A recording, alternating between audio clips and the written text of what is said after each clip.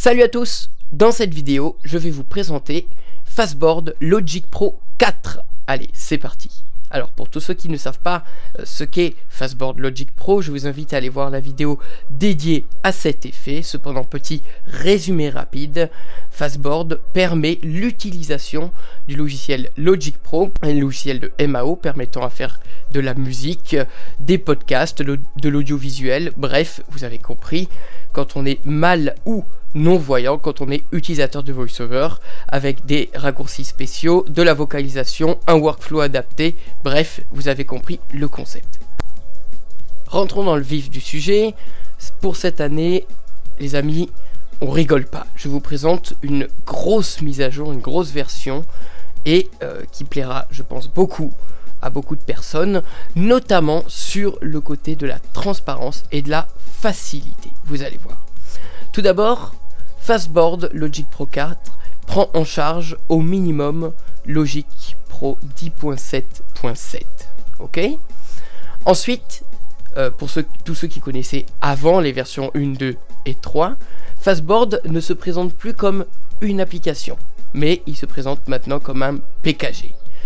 L'application est désormais signée par Apple. Il n'est plus nécessaire de devoir aller l'autoriser dans les réglages système parce que l'application n'était pas développée par un développeur authentifié, reconnu par Apple. Ces choses réglées, ces choses faites maintenant. D'ailleurs, concernant l'installeur, vous allez voir, il a été encore bien simplifié. Commençons tout de suite. Donc, quand vous allez obtenir votre mise à jour ou tout simplement quand vous allez acheter une nouvelle licence et que vous aurez reçu votre mail avec votre numéro de licence et le lien pour télécharger cette version, vous allez, une fois l'avoir téléchargé, vous retrouver avec ça. Fastboard 4.2.2 Logic Pro 10.7.8.dmg. Alors, à l'heure actuelle, on est sur 4.2.2, d'accord? Ou ça pourrait être 4.2.3, 4.3, peu importe. En gros, Fastboard Logic Pro.dmg, c'est celui-là. On va l'exécuter. Fastboard 4.2.2 Logic. Et il va s'ouvrir tout simplement avec deux choses à l'intérieur. Fastboard Logic Pro désinstalle.pkg. Un désinstallateur et Fastboard Logic Pro install.pkg. un installateur. Jusque là vous allez me dire c'est très facile. Bien sûr, je répète, il faut qu'au préalable Keyboard Maestro ait été installé et configuré comme il faut, et que Logic Pro X était pareil, installé, configuré, au moins ouvert une première fois. Passons à l'installation. Donc nous, ce qui nous intéresse, c'est l'installateur. Quand on l'a exécuté, on peut voir tout simplement qu'il se lance. Petite anecdote les amis, Verrouillé, bouton. ici vous avez un petit cadenas quand on va une fois vers la gauche pour vous dire que l'application est verrouillée. C'est ce qui vous dit que l'application est bien signée par Apple. Bon. Passons à l'installation. Donc une fois que l'installateur est ouvert, c'est très simple, on va tout à droite. Continuer, bouton. Sur le bouton continuer, on valide. On retourne encore une fois à droite sur le bouton continuer. Continuer, bouton. On valide à nouveau.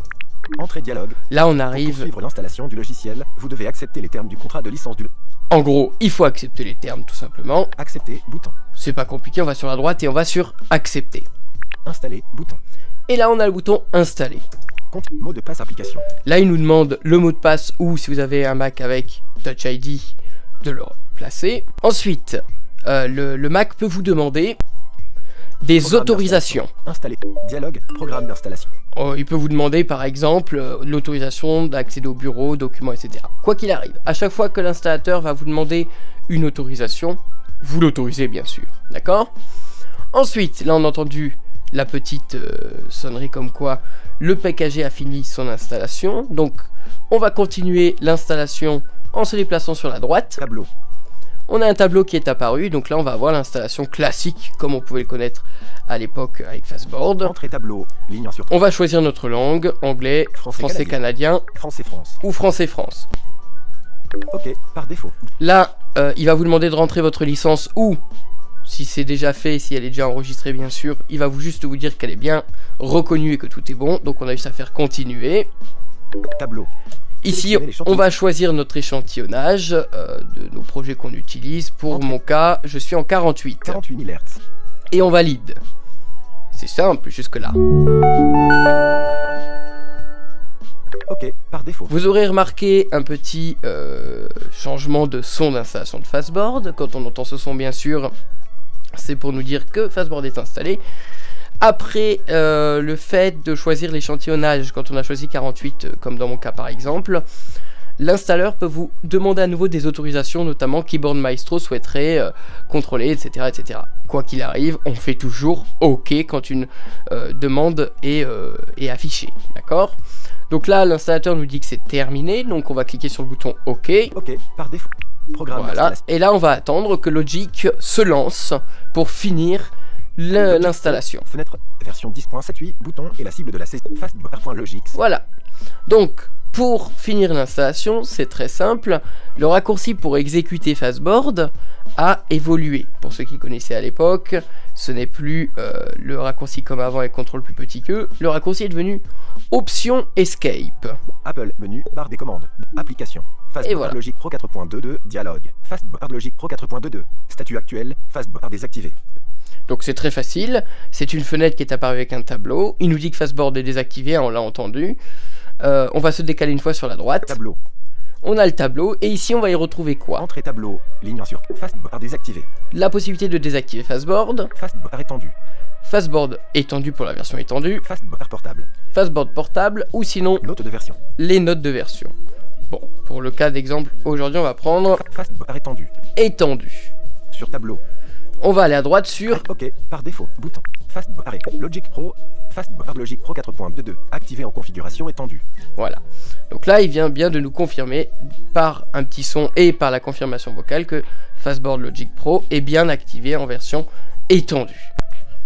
Et voilà les amis, c'est tout pour la configuration. Il faut quitter Logic à partir de maintenant.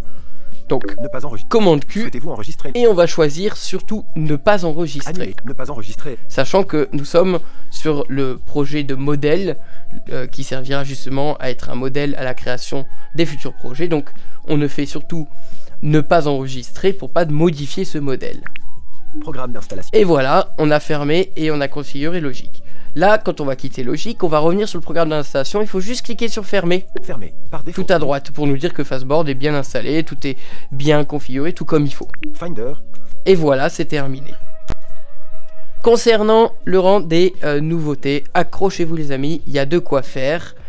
Alors, on va commencer tout de suite à démarrer Logic, qu'est-ce que vous en pensez? Donc moi j'ai mis un petit raccourci. Logic Pro. Choisir un projet, fenêtre, tableau, mes modèles.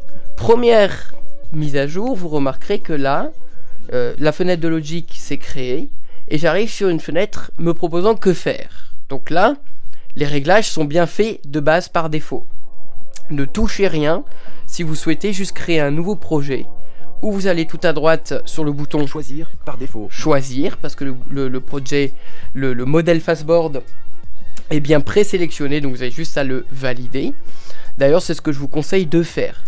Vous pouvez aller ouvrir d'autres projets, même si, et j'y reviendrai après, le modèle Fastboard n'est plus obligatoire, je vous conseille de toujours créer tous vos nouveaux projets à partir de ce dernier, le modèle Fastboard, le projet Fastboard qui est affiché en ce moment et qui est configuré par défaut à l'ouverture de Logic Pro. Si vous souhaitez ouvrir des projets, des anciens ou peu importe, je vous conseille de passer directement ou par le Finder, ou sinon vraiment si vous souhaitez passer par là, vous pouvez passer par le tableau qui est Tableau, ici modèle. tout à gauche, là où on est sur mes modèles, et ben vous irez sur vos projets tout simplement. Mais le plus simple selon moi reste quand même de passer par le Finder. Donc là, on va créer un nouveau projet, d'accord? Donc comme mon modèle Fastboard est présélectionné, je peux cliquer sur la touche retour ou sur le bouton choisir tout à droite.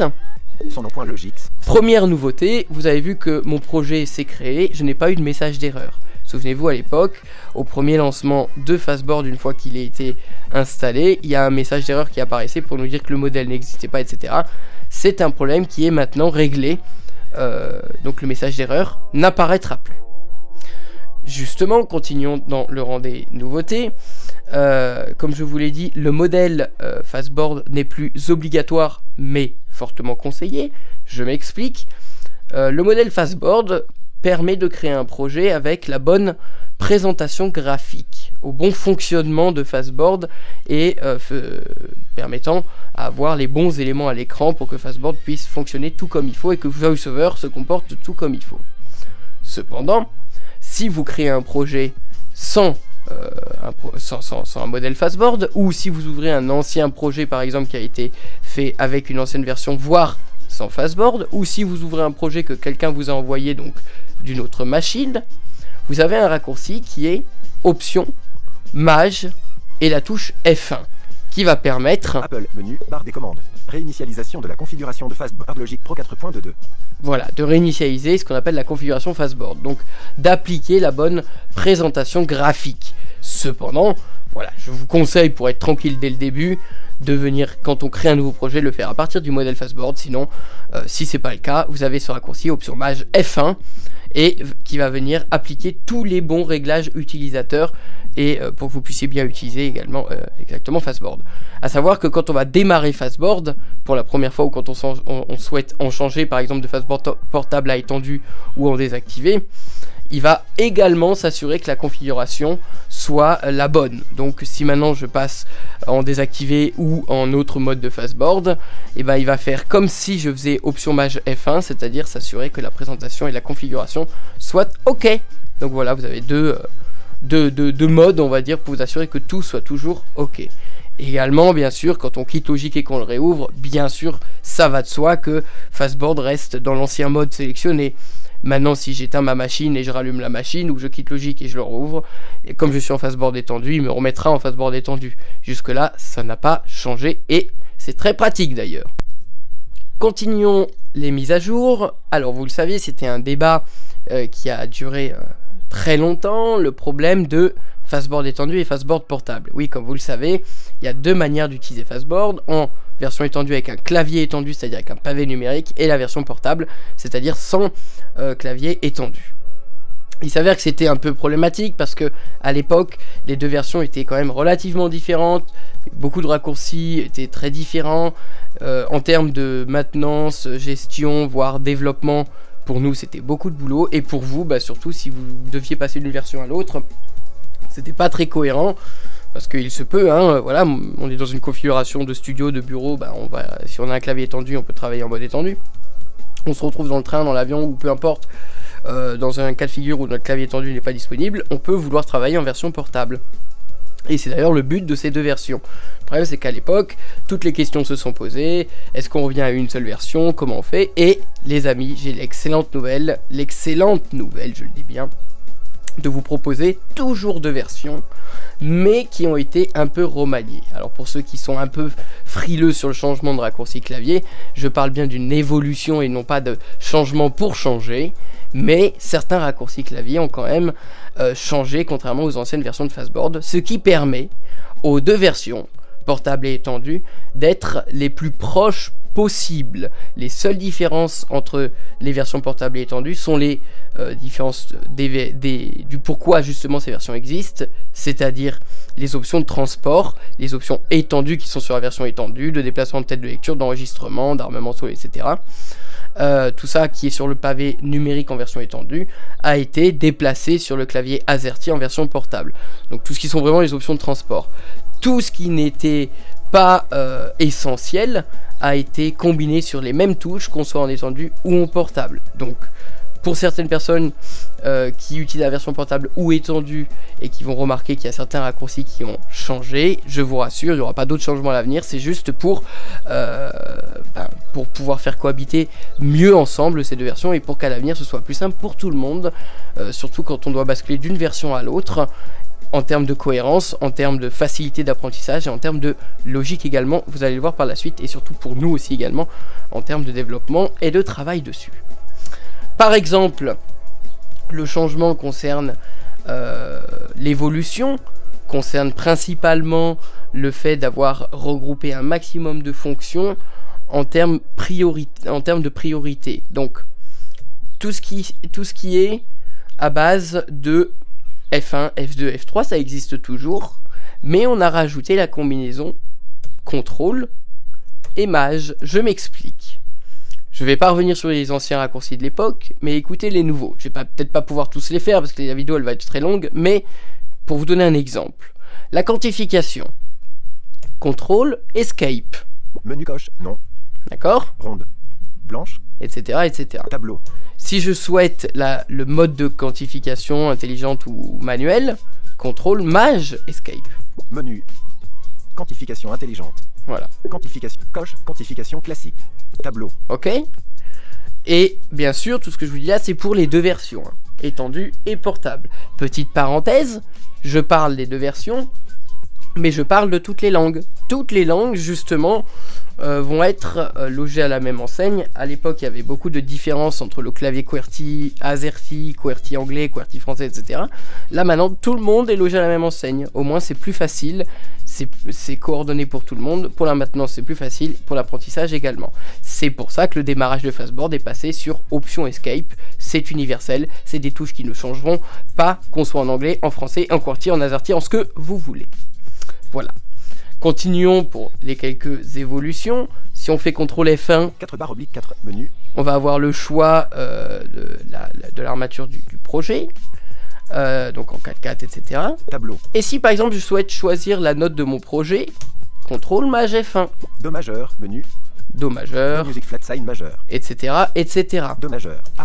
Je pense que vous avez commencé à comprendre la logique. Donc le fait d'avoir fait ça, on va permettre à regrouper plus de touches à un endroit, donc libérer d'autres touches qui pourront être utiles et surtout garder une forme de cohérence. Les touches de fonction sont très pratiques à trouver, très faciles et plus utilisées dans cette version de Fastboard, c'est d'autant plus pratique. Par exemple, CTRL F2, /16 menu. valeur de division.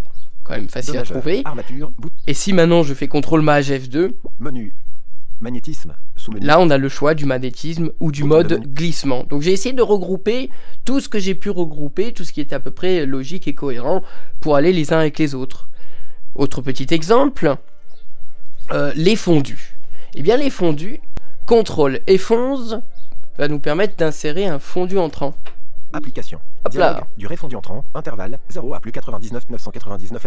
En gros là on choisit en millisecondes notre fondu. 200. Bon ça vous connaissez, ça existait déjà cette fonction. Pourquoi je la précise? Ok. Hop, on va faire OK. Parce que CTRL F11 nous permet de faire le fondu entrant, CTRL F12 fondu sortant, CTRL maj F11 la forme de la courbe entrante, CTRL maj F12 la forme de la courbe sortante. CTRL F9 le mode de fondu entrant si c'est un fondu ou si c'est menu accéléré. Un accéléré. Coche fondu entrant. Piste. Et CTRL F10 si c'est un fondu sortant ou un ralenti. Donc vous voyez que là, ces touches-là, qu'on soit en portable ou en étendu, sont les mêmes pour tout le monde. Donc c'est quand même plutôt pratique. De toute manière, je vous laisserai regarder la documentation. Tout est détaillé, tout est expliqué. Ou revenir vers moi si besoin et on peut travailler ensemble pour découvrir ou appréhender cette version. Voilà pour les changements qui sont un gros morceau d'évolution et qui, vous allez le voir à l'avenir, est quand même fort pratique parce que grâce à ça, beaucoup d'utilisateurs m'ont dit bah ça c'est trop chouette parce qu'avant j'utilisais que la version étendue et j'étais un peu embêté parce que je vais prendre mon clavier étendu tout le temps et bah finalement ces personnes là, beaucoup m'ont dit ah bah maintenant je peux utiliser les deux versions. Ça ne m'empêche pas d'utiliser deux versions parce que on va dire 3/4 des raccourcis sont communs. Les seules différences sont sur pourquoi les versions existent, c'est-à-dire les fonctions de transport, etc. Continuons dans les nouveautés. Nous avons intégré un mode pas. Un mode pas, c'est un bouton à bascule qui permet de passer en mode grand pas ou en mode petit pas. Alors là, vous allez me dire, de quoi tu nous parles, Lucas? Souvenez-vous, pour ceux qui connaissaient bien sûr, par exemple, pour le volume de piste, d'accord, c'était commande flèche haut, commande flèche bas, ou commande maj flèche haut ou commande maj flèche bas, pour faire en mode grand pas ou en mode petit pas, c'est-à-dire pour monter le volume plus finement ou plus grossièrement. Ça fait, si on compte le volume plus, volume moins, ça fait 4 raccourcis, vous êtes d'accord avec moi? 4 raccourcis qu'il faut se souvenir. Alors dans certains cas, vous allez me dire, bon, c'est pas si compliqué que ça. 4 raccourcis qui mobilisent beaucoup plus de touches sur le clavier. Et en termes de productivité, qui nécessitent de faire plus de manipulation. Le mode pas vient répondre à cette question. Je m'explique. Le volume, c'est toujours commande flèche haut et bas. Mais il n'y a plus commande mage flèche haut et bas pour faire en mode grand pas ou petit pas. Si je fais commande flèche bas. 1,0 décibels. D'accord. 2,0 décibels. Là, on fait de 1 dB en 1 dB. Si maintenant je fais mon mode pas, donc le raccourci c'est option P. Interaction sur les curseurs par petit pas. D'accord. Interaction sur les curseurs par petit pas. Si maintenant je refais commande flèche du bas. 2,1 décibels. 2,2 décibels. 2,3 décibels. Je suis passé en mode petit pas. C'est-à-dire que ce raccourci, commande flèche haut et bas, en fonction du mode choisi, grand pas ou petit pas, il se déplacera ou en grand pas, ou en petit pas. Et c'est ça qui est fort pratique. Ce qui est en plus cool, les amis, c'est que ce mode grand pas, il est intégré sur quasiment tous les curseurs de Fastboard, et il est commun pour tout le monde. C'est-à-dire là, je suis en mode petit pas. Si maintenant, je viens bouger mon métronome, avec les raccourcis adéquats. 81, tempo. 82, tempo. 83, tempo. Donc là, je fais commande option 4 du pavé numérique, vous entendez que je monte mon tempo. De 1 en 1. Si je refais option P. Interaction sur les curseurs par grand pas. Maintenant, je refais commande option 4. 93, tempo. 103, tempo. Donc en fait, j'avais remarqué que au lieu d'avoir 4 raccourcis pour 2 fonctions différentes, on a 2 raccourcis pour 2 fonctions différentes. On a juste à gérer notre mode grand pas ou notre mode petit pas en fonction si on veut se déplacer plus ou moins grandement sur les curseurs. Donc ça, c'est quand même fort pratique. Pareil, je vous renvoie vers la documentation pour voir tout ça, mais petite explication, et ça va d'ailleurs dans l'évolution des raccourcis clavier. Notamment, là, je suis sur la version étendue. Sur la version étendue, commande option 1 et 2 pour le métronome, donc augmenter ou diminuer notre métronome. Sur la version portable, on ferait commande option F pour diminuer ou R pour augmenter. Donc vous voyez que le placement, c'est pareil, c'est une touche l'une au-dessus de l'autre. Commande options sont les mêmes, c'est juste déporté sur du pavé numérique au clavier AZERTY.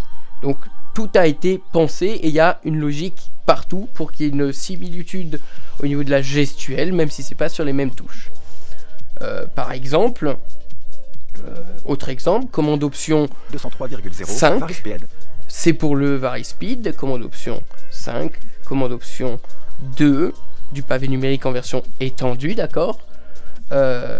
Si je suis en version portable, et ben je vais me décaler sur pareil, hein, on prend notre touche une au-dessus de l'autre, l'une au-dessus de l'autre. On va venir faire commande option T ou commande option G. T pour augmenter, G pour diminuer.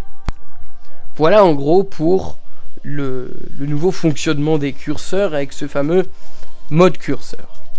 Justement, parlons-en des curseurs. Il y a une fonction qui était aussi un peu en discussion. Tous les modes, par exemple, retard audio ou MIDI, le fine tuning, donc le réglage précis, le vélocité, et bien tout ça, ça a été pensé pour se dire, attends, au lieu de faire 36 combinaisons sur le clavier, de plus savoir si c'est commande option, commande contrôle mage, commande option mage, commande mage, bref, et les flèches haut, bas, gauche, droite, peu importe, et bien là c'est super facile. On va venir faire commande option, flèche gauche, flèche droite, d'accord, pour bouger le curseur qu'on va venir sélectionner à partir du raccourci suivant. Option M. Interaction sur retard audio MIDI. Interaction sur vélocité. Interaction sur réglage précis. D'accord. Donc là, on a 3 options en faisant option M. On choisit celui qu'on veut. Là, par exemple, je suis sur réglage précis. Maintenant que je me suis mis sur réglage précis, si je fais commande option, flèche droite ou gauche. 1. Réglage précis.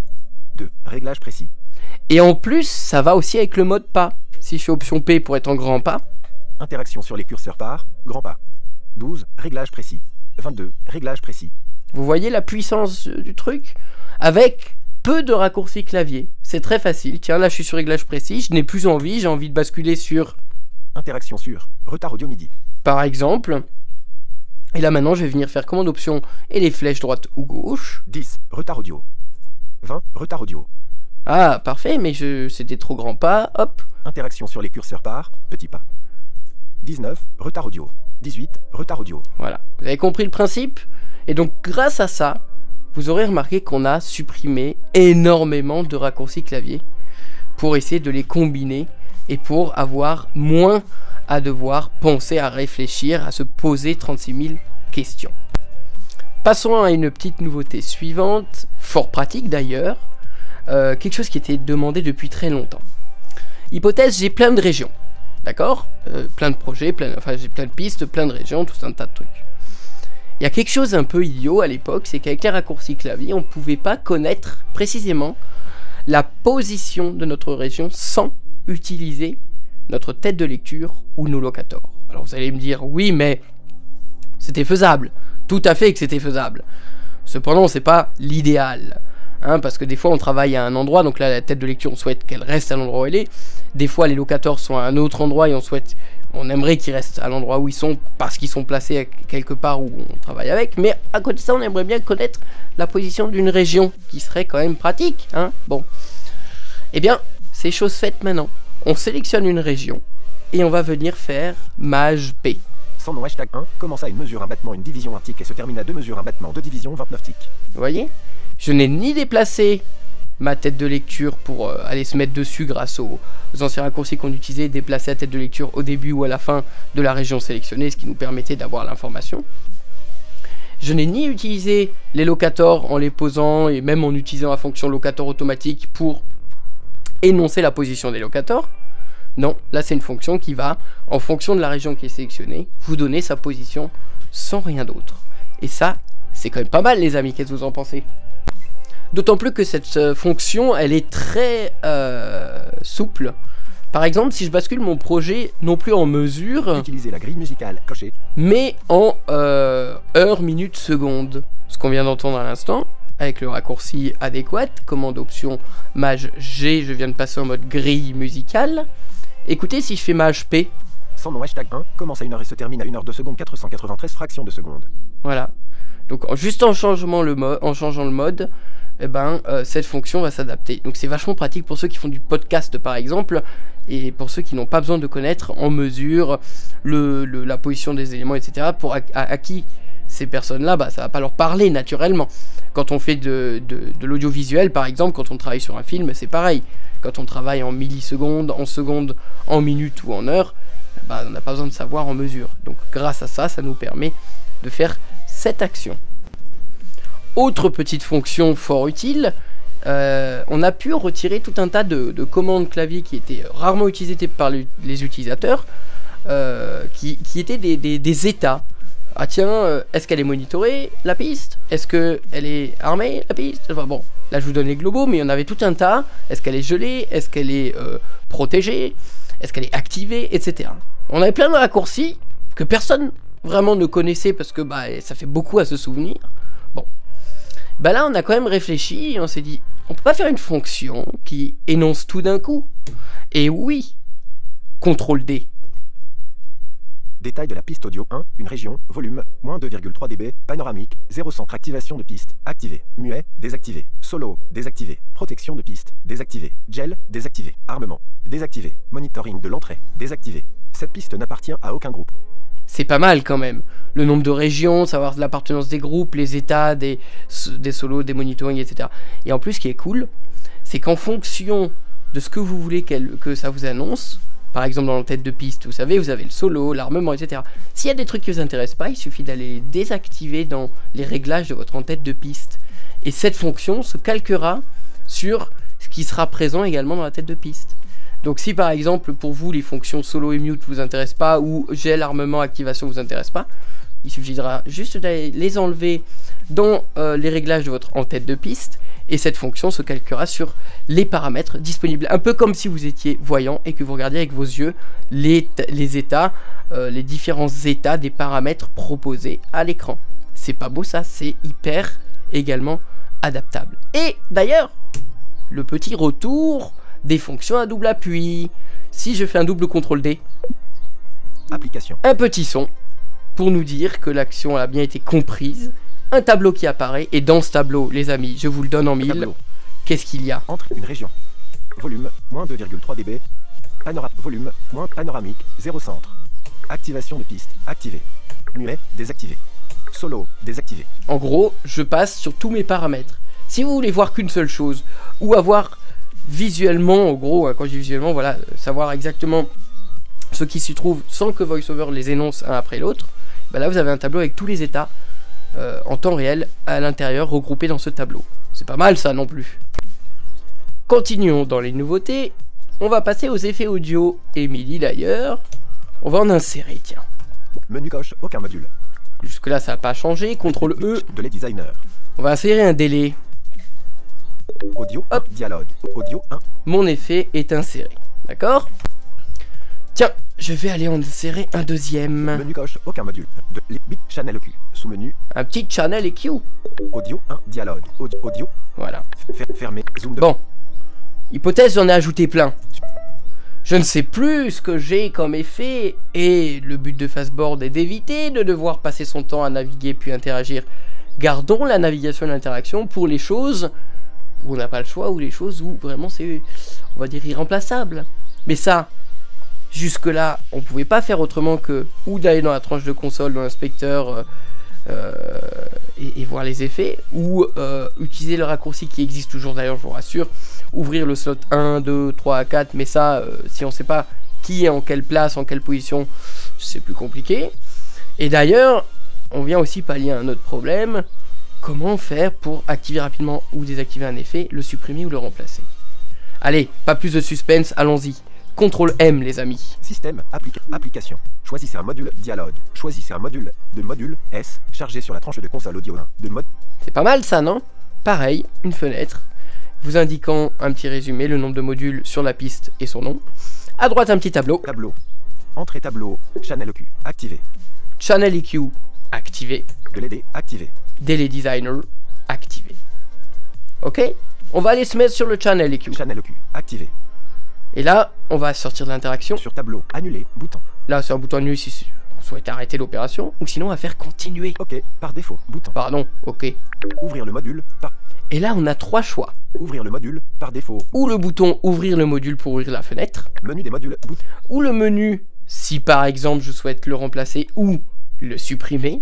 Désactiver. Bouton. Ou le désactiver.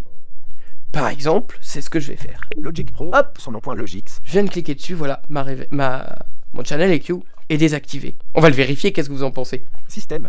Application. Choisissez un module dialogue. Tableau. Hop, on revient sur notre fenêtre, le petit tableau qui va bien. Entrée Channel Q. Désactivé. Et voilà, Channel EQ désactivé. Donc on voit bien que son état a changé. Tiens, je souhaite le supprimer, je n'en veux plus de ce Channel EQ. Sur annuler. OK. Par défaut. Je le sélectionne, je vais à droite sur OK. Ouvrir le module. Choisissez.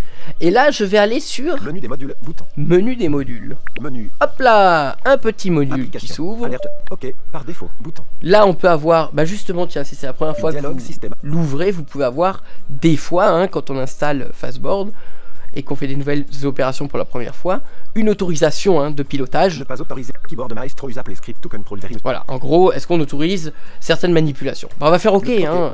Nous on est sympa avec Fastboard, on autorise tout pour les manipulations, surtout c'est encore mieux. Logic Pro. Script ne répond pas. Donc ne vous inquiétez pas si, quand vous allez faire quelques opérations, des fois, vous aurez une fenêtre, une boîte de dialogue vous demandant autorisez-vous. Vous faites toujours OK de toute manière, c'est juste des autorisations de contrôle pour Fastboard pour qu'il puisse bien faire. Bon, revenons à nos boutons, là nous sommes dans le menu, d'accord? Et ben je vais descendre. Channel Q. Sous-menu. Là c'est mon petit Channel EQ, il est sympa. Aucun module. Et là je vais faire aucun module, ce qui permet de supprimer le module. Piste groupe. Au revoir le Channel EQ. Maintenant si je raffiche ma liste des modules, Système. Application. CTRL M bien sûr. Choisissez un module dialogue. Choisissez un module S chargé sur la tranche de console audio 1. Ah, un module. Tableau. Entrée tableau. LED activé. Delay Designer. Il est plus là, le Channel EQ. Est-ce que vous vous rendez compte, pour ceux qui connaissent Logic, pour ceux qui connaissaient Fastboard à l'époque, l'évolution et la différence? On gère et on manage tous nos modules en un seul raccourci sans devoir passer notre temps à interagir. Bon. Sur annuler. On va faire annuler, vous avez compris le principe. Logic Pro, son nom. On va pas s'arrêter là quand même. Qu'est-ce que vous en dites? Les bus, les amis. Quand même intéressant un bus, des fois de travailler sur une piste auxiliaire, sur voilà, on peut faire plein de choses. On va en créer un. CTRL H. Menu Ça, coche, pas d'envoi. ça n'a pas changé. Bus, sous-menu, 33, 64. 33, 64. Bus 1. On va se mettre sur le bus 1. Bus 1. Hop, je viens de créer un petit bus 1. Oh, allez, on est joueurs, on va en faire un deuxième. Bus, sous-menu, bus 1 flèche vers la. Bus 2. Bus 2. Bus 2. J'ai deux bus, les amis. Là, je vais répondre à une très grosse question. À l'époque, on est obligé de passer par la fenêtre table de mixage. Et vous le savez, pour ceux qui me connaissent, moi, les fenêtres, c'est bien sympa quand on en a l'utilité. Quand on a moins l'utilité, si on peut les éviter, c'est bien aussi. Les raccourcis clavier, c'est plus sympa. CTRL B, les amis. Système, application. Choisissez un bus. Dialogue. Choisissez un bus. Deux bus chargés sur la piste audio 1. Deux bus chargés sur la piste audio 1. Donc déjà, là, on a le choix du bus. Alors, vous allez me dire, qu'est-ce que tu nous racontes? C'est quoi le choix? Tableau. Bus 2, activé. Bus 1, activé. On va faire bus 1, tiens. Sur annuler. OK, par défaut. Vous avez vu que ça ressemble fortement à la fenêtre des modules, hein. Menu des bus. Bouton. Choisissez. Ici, Menu des bus. on a le menu des bus, permettant de faire les réglages, voire de le supprimer. Désactiver. Bouton. Et ici, la possibilité de désactiver le bus. C'est pas une folie, ça, les amis? Avant, il fallait faire... C'était pire que les effets, il fallait aller chercher, il fallait trouver, faire, etc. Bon. Sélectionner. Maintenant, on va faire, tiens, Désactiver. Bouton. désactiver le Logic bus. Pro. Et voilà. Ce qui est cool, c'est qu'on voit que là... Enfin, on voit, je vous le dis, le bus, il vient d'être désactivé. Donc, rapidement, on peut le désactiver. Dernière question à laquelle on va répondre grâce à cette fonction, CTRL B, Système, application. on y retourne, Tableau. hop, Bus 1, désactivé. on voit que le bus 1, il a bien été désactivé, c'est super, c'est génial. Sur OK. Il y a une dernière option qui est fort sympa. Menu des bus. Bouton. Quand on retourne dessus, donc j'ai sélectionné dans le tableau bus 1, je suis sorti de l'interaction, je suis allé à droite, OK. Et Sélectionner par défaut. Bouton. tout à gauche, il y a un bouton sélectionner.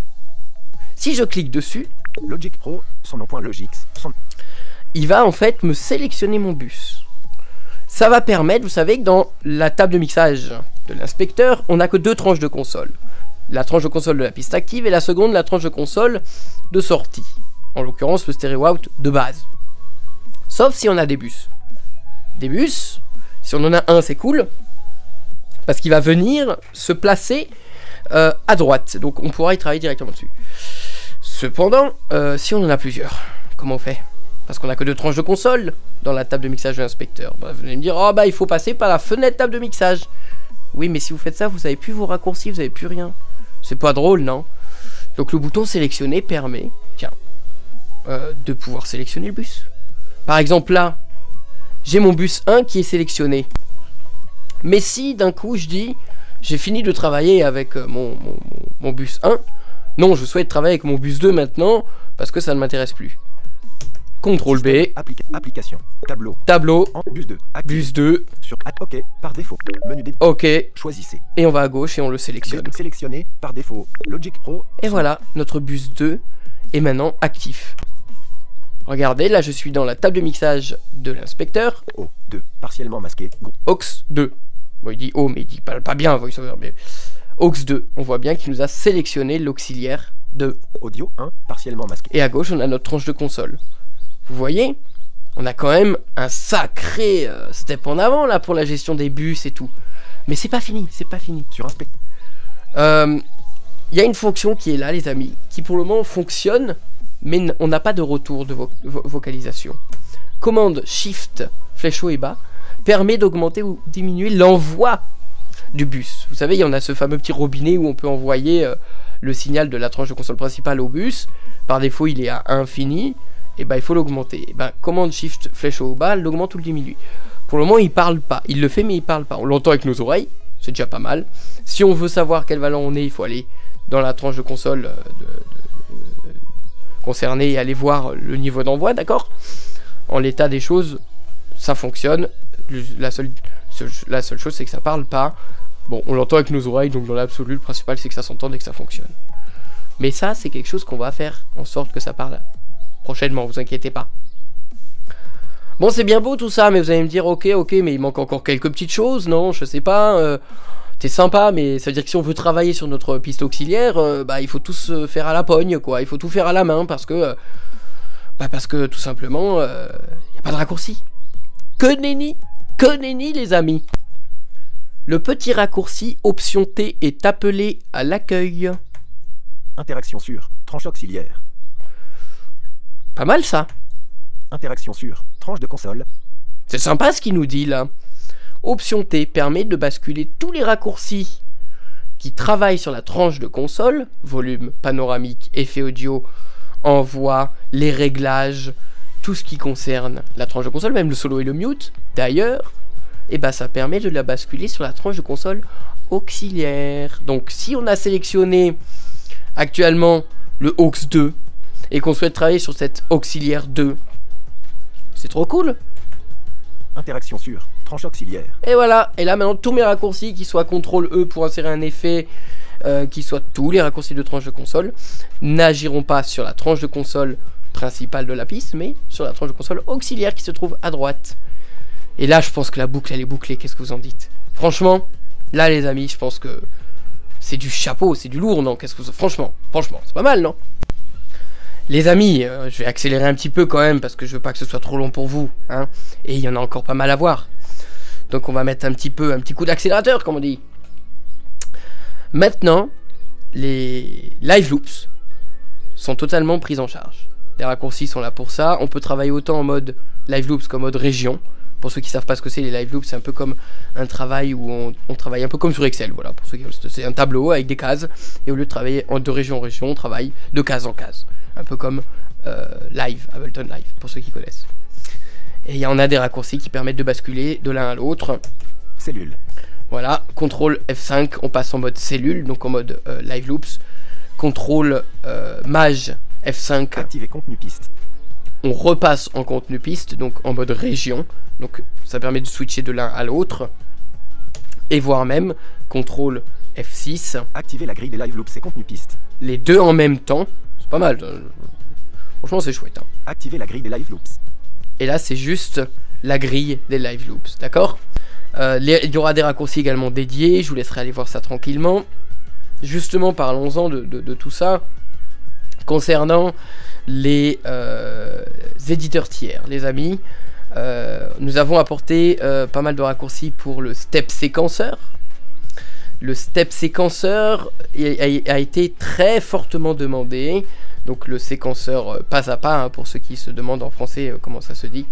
On peut l'utiliser avec une ribambelle de raccourcis qu'on vous a apporté. On peut tout faire, vous pouvez faire de la musique comme si c'était un séquenceur physique.